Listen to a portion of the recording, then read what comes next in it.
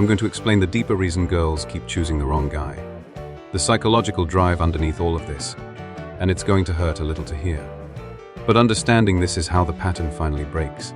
This is how healing actually becomes possible. So stay with me. Here's what's really happening on a deep psychological level when a girl keeps choosing the wrong guy. She's unconsciously trying to heal an old wound from childhood. She's trying to go back in time and rewrite a story that hurt her. And she doesn't even know she's doing it. It's completely unconscious. But it's driving her choices in powerful ways. Maybe her dad was emotionally unavailable. Maybe he was physically present but emotionally absent. Maybe he was critical or dismissive. Maybe he didn't show her affection or tell her he was proud of her. So now, as an adult, she keeps dating guys who are emotionally distant, guys who are hard to reach, guys who don't give her the validation and affection she craves. Why? Because unconsciously, she's trying to finally be enough to make one of these unavailable men stay. She's trying to prove that she's worthy of her father's love by getting a man just like her father to choose her. Or maybe her mom was really critical and hard to please. Maybe nothing she did was ever quite good enough. Maybe love and approval were conditional on her behavior, her grades, her appearance. So now she dates guys who are critical or hard to please. Guys who make her feel like she's constantly falling short. Guys who give her approval only when she performs perfectly. Why? Because she's unconsciously trying to finally earn the unconditional love her mother never gave her. She's trying to prove she's good enough by making someone who's impossible to please finally be satisfied with her. Maybe her parents' love was conditional and inconsistent. Maybe she learned that love had to be earned through being perfect, being helpful, not having needs, not causing problems. So now she's attracted to guys who make her work hard for their attention and affection. Guys who only show up when it's convenient for them. Guys whose love feels conditional on her meeting their needs while suppressing her own. Why? Because that's the only kind of love that feels real and familiar to her brain. She's trying to win the love she didn't fully get as a child. She's trying to prove that she's worthy and enough and deserving. She's trying to finally be chosen, to finally be prioritized, to finally be seen as valuable. But here's the painful truth she needs to understand. You cannot heal a childhood wound with an adult romantic relationship. It doesn't work that way. She cannot make her emotionally unavailable father love her by getting an emotionally unavailable boyfriend to commit. She cannot prove her worth to her critical mother by making a critical partner finally approve of her. She cannot earn the unconditional love she deserved as a child by performing perfectly for a man who makes love conditional on her behavior. She's trying to rewrite history to get a different ending to an old story. But she's not rewriting anything, she's just repeating it, playing out the same painful dynamic with new people. And social media and modern dating culture make this pattern so much more painful and intense. She can see him posting other girls. She can watch him be active on social media, but not respond to her messages. She can compare herself to his ex-girlfriend or the girls he follows. She can scroll through his likes and follows and stories and analyze every detail, looking for signs of his interest or lack thereof. And in her anxious, activated state, she starts thinking, what does she have that I don't? What did his ex do that made him treat her better? If I just looked better, dressed sexier, acted cooler, needed less, maybe he would choose me. Maybe he would treat me the way I want to be treated. Maybe I would finally be enough. But that's the wound talking.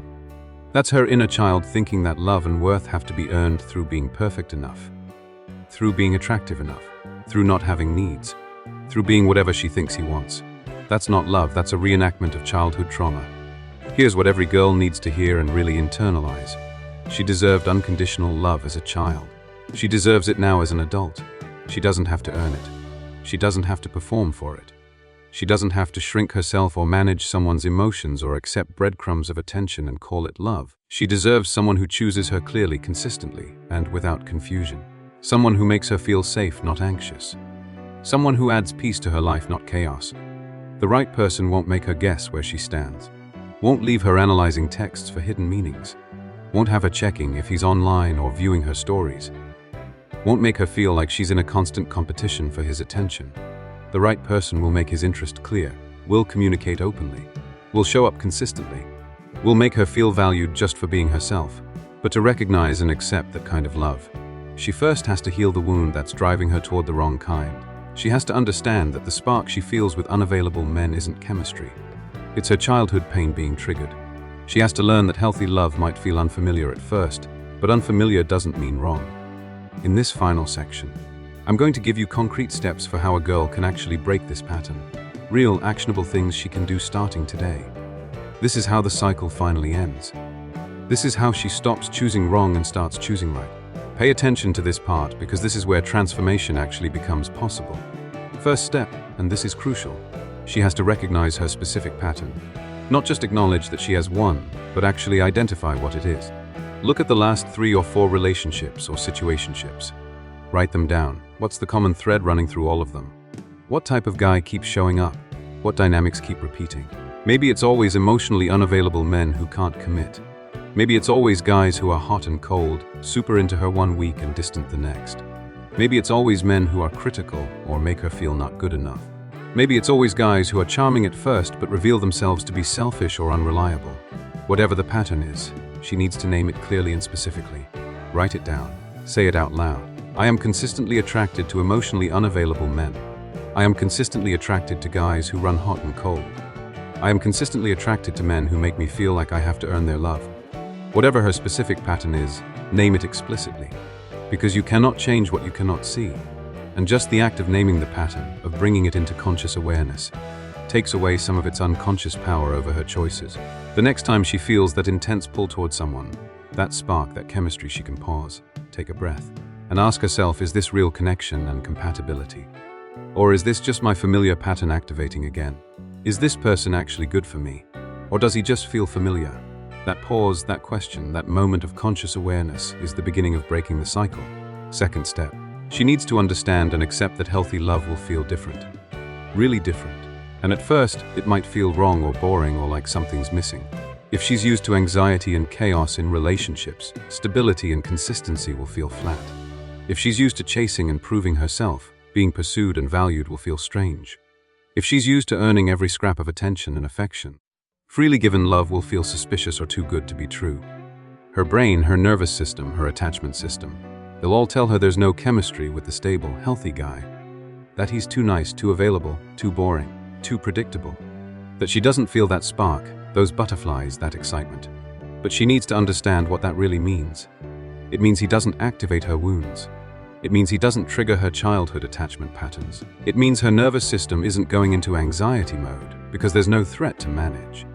And her brain, which has been conditioned to associate love with anxiety, interprets the absence of anxiety as the absence of love. But that's backwards. That's the wound talking. That's the dysfunctional pattern trying to perpetuate itself. The invitation here is to give healthy a real chance, even when it feels uncomfortable, even when it lacks that addictive intensity she's used to, even when her brain is screaming that it's boring or wrong. Stay, sit with the unfamiliarity. Let yourself feel safe with someone even though safe feels foreign. Let yourself be treated well even though being treated well doesn't match your childhood template. Because here's what happens if she can push through that initial discomfort. The calm starts to feel good instead of boring. The consistency starts to feel secure instead of predictable. The healthy communication starts to feel refreshing instead of strange. Being valued just for existing starts to feel like the baseline she deserves instead of something suspicious. But she has to give it time. She has to not run at the first sign of discomfort or lack of intensity. Third step, she needs to do the actual healing work on her attachment wounds. And this is the hard part because it requires looking at painful childhood stuff. It might mean therapy. It might mean finding a good therapist who specializes in attachment issues and working through the original wounds that created these patterns. It might mean reading books about attachment theory, understanding her specific attachment style, learning about how it was formed and how it shows up in her relationships. It might mean journaling about her childhood, about her relationships with her parents, about the messages she received about love and worth and relationships. It might mean working on building self-worth separately from romantic relationships, learning to validate herself instead of seeking validation from men, learning to meet some of her own emotional needs instead of looking for a partner to fill a childhood void that no romantic partner can actually fill. Here's the really hopeful, empowering part of all this. Attachment styles are not fixed. She is not stuck with the programming she received in childhood. Research shows that attachment patterns can change. Girls with anxious attachment can become securely attached. Girls with avoidant patterns can learn to tolerate and even enjoy closeness. The brain can literally rewire itself. New neural pathways can form. But it requires consistent awareness and effort. It requires catching herself when she's about to make a choice based on the old pattern and consciously choosing differently even when it feels uncomfortable. It requires being in therapy or doing deep personal work to heal the original wounds. It requires surrounding herself with people who model healthy relationships so she can see what that actually looks like. Fourth step. She needs to be really patient and compassionate with herself through this process. These patterns developed over years, over her entire childhood. They've been reinforced through years of adult relationships. They're deeply embedded in her nervous system. They're not going to disappear overnight just because she's now aware of them. There will be setbacks. There will be moments where she falls back into the old pattern. Maybe she texts back that guy she knows is bad for her. Maybe she sabotages things with the healthy guy because it feels too uncomfortable. Maybe she ghosts someone good or chases someone unavailable. That's part of the process. That doesn't mean she's failed or that change isn't possible. What matters is the growing awareness. Each time she catches herself in the pattern, even if she doesn't stop herself from acting on it, she's building awareness. And that awareness weakens the pattern's grip. Each time she makes a different choice, even if it feels forced or uncomfortable, she's strengthening new neural pathways. She's teaching her brain that a different way is possible. Progress isn't linear. There will be steps forward and steps back. She needs to treat herself with the compassion she would give a good friend. Be gentle, be patient, celebrate small wins. Don't beat herself up over setbacks, just keep moving forward with awareness. And finally, here's what she really needs to internalize. She is not broken, she is not damaged. She is not too much or not enough or fundamentally unlovable. She's not cursed to bad relationships forever. She's just responding to programming that was installed before she had any choice in the matter. Her brain learned what love looks like from her earliest experiences, and that brain keeps seeking that version of love, even when it hurts, because it's what feels familiar and therefore safe to her nervous system. But that doesn't mean she's defective. It means she's human. It means she adapted to her environment the best way she knew how as a child. But now she's an adult, and adults have power that children don't. She has awareness now. She understands why she chooses what she chooses, and that understanding, that consciousness gives her the ability to choose differently, to interrupt the automatic pattern, to say no to familiar pain, to say yes to unfamiliar peace, to finally choose guys who are actually good for her, not just familiar to her, to build a relationship based on security and mutual respect and genuine care, not on childhood wounds and unconscious reenactments. She deserves a relationship with a guy who texts back promptly and consistently, who makes plans and actually follows through, who's clear and direct about wanting to be with her, who doesn't make her guess or chase or constantly prove her value, who treats her well from day one, not just during the love bombing phase, who communicates openly when there's a problem instead of shutting down or disappearing, who makes her feel calm and secure, not anxious and uncertain. She deserves healthy, stable, consistent love. And the path to that kind of love starts with understanding these invisible attachment patterns, seeing how childhood experiences shape adult relationship choices, recognizing when familiarity is masquerading as chemistry, healing the original wounds instead of trying to heal them through relationships, and making conscious, aware choices instead of automatic, pattern-driven ones. So that's why most girls keep ending up with the wrong guy. Not because they're stupid or have terrible judgment or secretly like drama, but because invisible attachment patterns, formed in childhood and reinforced over years, are running the show. Patterns they didn't choose. Patterns they probably didn't even know existed until now. But awareness changes everything. Understanding the why behind the pattern makes it possible to break it. Knowing that the spark might be a wound activation rather than true chemistry makes it possible to question it. Recognizing that healthy might feel boring at first makes it possible to give it a real chance. The girls you know who keep choosing wrong, they're not doing it on purpose. They're being driven by unconscious patterns. But now you understand those patterns. And if you're a girl watching this, you might finally understand your own choices in a way that actually empowers you to make different ones. The cycle can break. The pattern can change. But it starts with seeing it clearly. And now you can. Please subscribe if you like our hard work to provide your best information in the most interesting ways.